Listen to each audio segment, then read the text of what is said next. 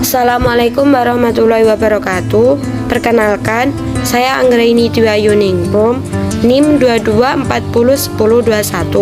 Saya akan mempresentasikan tentang sejarah peradaban Islam. Bab pertama, hakikatnya sejarah.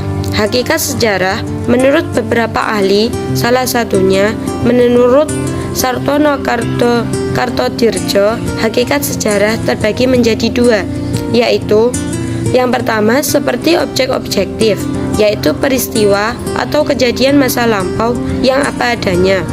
Yang kedua, sejarah subjektif, yaitu hasil penafsiran sejarawan atas peristiwa masa lampau. Sejarah sendiri bisa diartikan sebagai studi tentang masa lalu, khususnya yang berkaitan dengan orang-orang, masyarakat, peristiwa, dan masa lalu, serta upaya kita untuk memahami sejarah tersebut. A. Pengertian sejarah. Sejarah menurut para ahli yaitu sebagai berikut. 1. Taufik Abdullah berpendapat bahwa pengertian sejarah adalah tindakan manusia dalam jangka waktu tertentu di masa lampau. Yang kedua, Thomas Charlie berpendapat bahwa sejarah adalah peristiwa masa lampau yang mempelajari biografi orang-orang yang terkenal. Yang ketiga, Ibnu Khaldun berpendapat bahwa sejarah didefinisikan sebagai catatan tentang masyarakat, umat manusia atau peradaban, serta tentang perubahan-perubahan yang terjadi pada masyarakat tersebut. Fungsi sejarah: 1. Memahami masyarakat. 2. Sejarah sebagai kisah. Yang ketiga, sejarah sebagai ilmu. C. Ciri-ciri sejarah. 1. Peristiwa abadi. Peristiwa sejarah adalah suatu peristiwa yang abadi sebab peristiwa tersebut tidak berubah-ubah dan tetap dikenang sepanjang masa. Yang kedua, peristiwa unik. Peristiwa sejarah disebut unik karena hanya terjadi satu kali dan tidak bisa diulang lagi. Yang ketiga, peristiwa penting. 3. Peristiwa penting. Sejarah disebut sebuah peristiwa penting sebab peristiwa sejarah bisa dijadikan sebagai momentum dan memiliki arti dalam menentukan kehidupan orang banyak. B. Tujuan dan manfaat mempelajari sejarah. 1. Mengetahui peristiwa masa lampau. Yang kedua, menjadi sumber edukasi atau pembelajaran. Yang ketiga, sebagai inspirasi dalam menjalani kehidupan. 4. Memperluas wawasan, pengetahuan, dan pikiran. 5. Meningkatkan kemampuan teoritis. C. Ruang lingkup sejarah. 1. Sejarah sebagai ilmu. Sejarah bisa dijadikan sebagai bahan ilmu pengetahuan yang berkaitan dengan kejadian atau peristiwa yang terjadi pada masyarakat masa lampau. Yang kedua, sejarah sebagai kisah. Sejarah merupakan sebuah rangkaian cerita atau kisah berupa narasi yang disusun berdasarkan kesan-kesan masyarakat atas kejadian masa lampau. 3. Sejarah sebagai peristiwa. Sejarah adalah kejadian atau peristiwa yang terjadi di masa lampau. 4. Sejarah sebagai seni. Kenapa sejarah disebut sebagai seni? Karena jika kita menambahkan unsur seni pada sebuah sejarah untuk memperindah dalam menyampaikan sejarah tersebut, akan membuat para pendengarnya atau para pembacanya menjadi tertarik untuk lebih mengetahui sejarah tersebut. B. Bab 2. Keadaan bangsa Arab sebelum Islam. A. Zaman Jahiliyah. Pada zaman Jahiliyah, kondisi kehidupan Arab saat itu menjelang berdirinya Islam secara umum biasa disebut sebagai zaman Jahiliyah atau zaman kebodohan. Pada saat zaman itu disebut demikian karena dalam waktu yang cukup lama masyarakat Islam tidak memiliki seorang nabi, kitab suci, maupun ideologi agama, dan pada saat itu pula mereka tidak mengindahkan nilai-nilai normal. Dan pada saat zaman tersebut bangsa Arab mulai melupakan ajaran agama Allah SWT dan lebih menyembah berhala. B. Kondisi geografis Jazirah Arab. Secara geografis, daratan Jazirah Arab didominasi oleh padang pasir luas serta iklim yang panas dan kering. Wilayahnya memiliki luas 1.745.900 km persegi, hampir 5/6 daerahnya terdiri dari padang pasir dan gunung batu. Luas padang pasir diklarifikasikan oleh Ahmad Amin dibagi menjadi 3 macam, yaitu sebagai berikut. 1. Sahara langit memanjang 140 mil dari utara ke selatan dan 180 mil dari timur ke barat. Angin disertai debu menjadi ciri khas suasana di tempat itu. 2. Sahara selatan membentang dan menyambung Sahara langit ke arah timur sampai selatan Persia.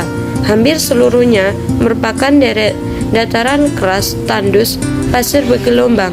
Ketiga, Sahara Harat, suatu daerah yang terdiri dari tanah liat berbatu hitam. Sebagian besar daerah Arab adalah daerah yang gersang dan tandus, kecuali Yaman yang terkenal subur, luasnya daerahnya, sulit transportasi, dan banyak bandit seringkali menjadi penghalang terbentuknya suatu tatanan politik. Namun, pada hal berdagang, peran pemimpin suku sangat penting dan dapat dilihat dengan adanya perjanjian pedagang yang dibuat oleh pemimpin antar suku. Model politik bangsa Arab didominasi dengan kesukuan atau kabilah, dikepalai oleh seorang syekh dan dipilih oleh sesama anggota agama yang dianut bangsa Arab sebelum Islam. C. Kondisi politik dan agama bangsa Arab sebelum Islam. 1. Paganisme, agama yang menyembah berhala. 2. Kristen. 3. Yahudi. Hanafiyah, sekelompok orang yang mencari agama Nabi Ibrahim yang tidak terpengaruh menyembah berhala. Bab 3. Sejarah peradaban pada masa Rasulullah SAW. 1. Masa Nabi Muhammad SAW sebelum risalah. Pada saat kelahiran Nabi Muhammad SAW disertai dengan adanya beberapa perintah besar seperti pasukan tentara bergajah dan yang menyerbu Ka'bah. Dan pada saat Nabi beranjak ke umur 8 tahun, beliau mulai menyembah berhala. Pada usia 12 tahun, mulai menemani Abu Thalib berdagang ke negeri Syam. Pada usia 25 tahun, beliau menikah dengan Khadijah, dan pada umur 35 tahun, beliau ikut dalam merenovasi Ka'bah. 2. Masa nubuwah. Masa nubuwah adalah masa di mana Nabi Muhammad SAW menerima wahyu untuk pertama kalinya di usia yang ke-40 tahun, dan beliau diangkat sekaligus menjadi seorang nabi pada tanggal 17 Ramadan 13 tahun sebelum Hijriah atau 610 Masehi. Yang ketiga, peradaban periode Mekah. Setelah Rasulullah mendapatkan wahyu untuk pertama kalinya dan mendapat perintah untuk berdakwah, Rasulullah melakukan 2 tahapan, yaitu yang pertama, 1. Secara sembunyi-sembunyi dilaksanakan di kalangan keluarga dan para sahabat terdekat. Yang kedua, secara terang-terangan, dimulai dengan mengundang Bani Hashim dan orang Bani Muthalib yang merupakan kerabat Rasulullah. 4. Peradaban periode Madinah. Nabi Muhammad SAW hijrah ke Madinah setelah mendapatkan wahyu dari Allah SWT. Beliau hijrah bersama para sahabatnya. Nabi Muhammad SAW memiliki peran penting dalam pembentukan peradaban Madinah, di antaranya 1. Membangun Masjid Nabawi. Yang kedua, bersaudara kaum Muhajirin dan Ansor. Yang ketiga, kerjasama antara umat Islam dengan non-Muslim. 4. Peletakan asas-asas. Bab 4. Sejarah peradaban masa Khulafaur Rasyidin. A. Pengertian Khulafaur Rasyidin.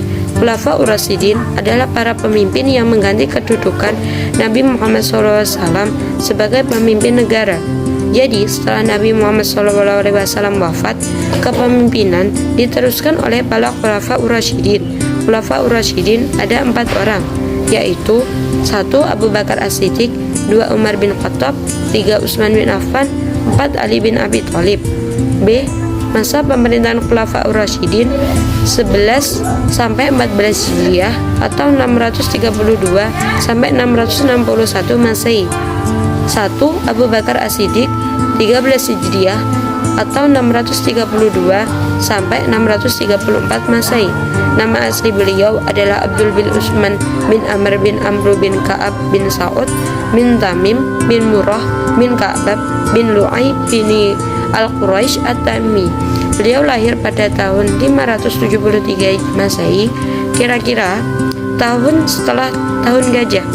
merupakan orang pertama yang masuk Islam, mendapat julukan As-Siddiq, orang yang selalu membenarkan, meriwayatkan 142 hadis dari Rasulullah SAW. Kedua, Umar bin Khattab 23 Hijriah atau 634 sampai 644 Masehi.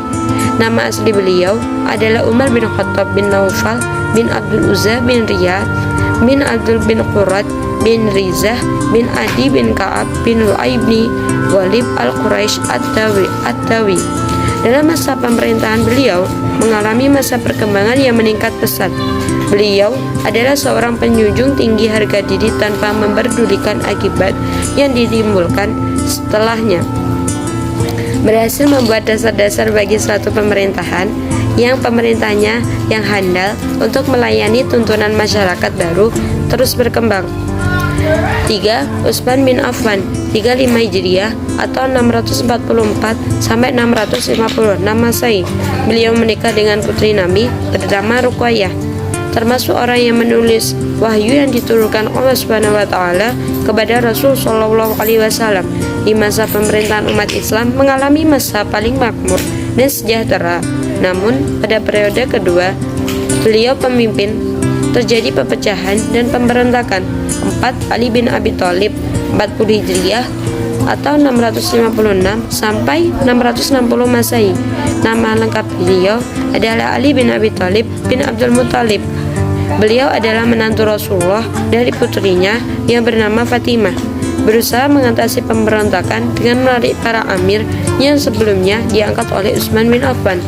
Wafatnya menandai berakhirnya Khulafaur Rasyidin. C. Peradaban pada masa Khulafaur Rasyidin. Munculnya gerakan pemikiran dalam Islam, di antaranya 1. Menjaga keutusan Al-Quran Al-Karim dan mengumpulkan dalam bentuk mushaf pada masa Abu Bakar. Kedua, memberlakukan mushaf standar pada masa Utsman bin Affan. Ketiga, keseriusan mereka untuk mencari serta mengerjakan ilmu dan memerangi kebodohan berislam para penduduk negeri. 4. Islam pada masa awal tidak mengenal pemisah antara dakwah dan negara, antara dai dengan panglima. Perbedaan dalam bentuk organisasi negara. 1. Lembaga politik, contohnya khalifah, jabatan kepada kepala negara, Wizarah, Kementerian Agama, dan Kitabah, Sekretaris Negara. 2. Lembaga tata usaha, contohnya Idaratul Ahkalim, pengelola pemerintahan daerah, dan Diwan, pengurus departemen. Ketiga, lembaga keuangan negara, urusan-urusan keuangan, dan masalah ketentraman, baik angkatan perang, angkatan laut, serta perlengkapan kesejahteraan. 4. Lembaga kehakiman, urusan mengenai qad'i, pengadilan negara, mazalim, pengadilan banding, dan hisabah, pengadilan perkara yang bersifat turus, nadeka juga perkara pidana yang memerlukan pengurus negara. Bab 5. Sejarah berdirinya dinasti Umayyah. 1. Bani Umayyah di masa para Islam dan masa Rasulullah SAW. Pada masa pemerintahan Ali bin Abi Thalib, umat Islam bergejolak dan muncul 3 kekuatan politik yang paling dominan, yaitu Syiah, Muawiyah, dan Khawarij. Sehingga dalam keadaan ini, Ali semakin melemah dan kondisi Muawiyah semakin kuat. Hingga pada tahun 40 Hijriah, 660 Masehi, Ali terbunuh oleh seorang Khawarij. Dinasti Umayyah merupakan pemerintahan kaum muslim yang berkembang setelah masa Khulafaur Rasyidin yang dimulai pada tahun 41 Hijriah atau 661 Masehi. Dinasti Umayyah didirikan oleh Muawiyah bin Abi Sufyan bin Harb. 2. Khalifah Bani Umayyah, Muawiyah bin Abi Sufyan 41 sampai 60 Hijriah atau 661 sampai 679 Masehi. 2. Walid bin Abdul Malik 486 sampai 96 atau 705 sampai 714 Masehi. Yang ketiga Abdul Malik bin Marwan. Yang keempat Umar bin Abdul Aziz. Kelima Hisham bin Abdul Malik. 3. Contoh peradaban paling menonjol di masa dinasti Umayyah. 1. Perkembangan ilmu pengetahuan. 2. Menggunakan bahasa Arab sebagai bahasa resmi. 4. Kebijakan paling maju adalah dari Muawiyah bin Abi Sufyan. B. Abdul Malik bin Marwan. C. Umar bin Abdul Aziz. D. Hisham bin Abdul Malik. dan kejadian dari keempat khalifah di atas itu maju dalam bidang pendidikan. Bab 6. Peradaban Islam. Bahasa Bani Abbasiyah. Pendiri Daulah Abbasiyah adalah Abdul As-Saffah bin Ali bin Abdullah bin Abbas, atau lebih dikenal dengan nama Abu Abbas As-Saffah. Daulah berdiri pada tahun 132 sampai 626 Hijriah atau 750 sampai 1258 Masehi. Selama lebih memegang kekuasaan pusat pemerintahan di kota Baghdad. Langkah-langkah Bani Abbas mendirikan Daulah Abbasiyah diantaranya membentukkan gerakan bawah tanah, menerapkan politik bersahabat, gerakan menanggalkan nama Bani Abbas tetapi Bani Hashim. Meletakkan dasar berdirinya Bani Abbasiyah adalah Muhammad bin Ali menyiapkan strategi penjuang menanggalkan kekuasaan atas nama Rasulullah SAW dan memiliki pengikut sebanyak 12 orang. Kemajuan pada masa Daulah Abbasiyah. 1. Bidang ilmu agama. Perpustakaan Bait al-Hikmah dan Darul Hikmah. Hadirnya 4 mazhab, diantaranya Imam Abu Hanifah, Imam Maliki, Imam Syafi'i, dan Imam Ahmad bin Hambal. Gerakan penerjemah masa pemerintahan Abu Bakar Al-Mansur, Harun Ar-Rasyid, dan Al-Ma'mun. 2. Bidang pendidikan. Khutbah sebagai tempat pembelajaran menulis dan membaca, Al-Mawanid, Al-Mariqin, toko buku, Manzil Al-Ulama, rumah-rumah ulama, As-Salahun Al-Atiyah, Ad-Dabiyah, sanggar sastra, madrasah pendidikan. Aribat merupakan tempat untuk melakukan latihan, bimbingan, dan pengajaran bagi calon sufi. 3. Bidang administrasi. Perkembangan sistem pemerintahan ditandai dengan dirinya kedinasan atau biro diwan. Diwan Ar-Rasail bertugas mengenai kearsipan atau surat menyurat. Diwan Al-Kharaj menangani pengumpulan pajak. Diwan Al-Jaisi mengelola setiap pengeluaran militer khalifah dan untuk melaporkan tingkah laku gubernur setempat kepada khalifah. 4. Bidang ekonomi. Ketika pemerintahan Al-Mahdi, perekonomian meningkat di bidang pertanian melalui program irigasi dan peningkatan hasil penambang. 5. Bidang seni. Di bidang arsitektur, khalifah membangun masjid yang indah, istana yang megah, dan tempat beristirahat. Sekian presentasi yang dapat saya sampaikan. Bila ada kesalahan, kurang lebihnya mohon maaf. Semoga bermanfaat. Terima kasih. Wassalamualaikum warahmatullahi wabarakatuh.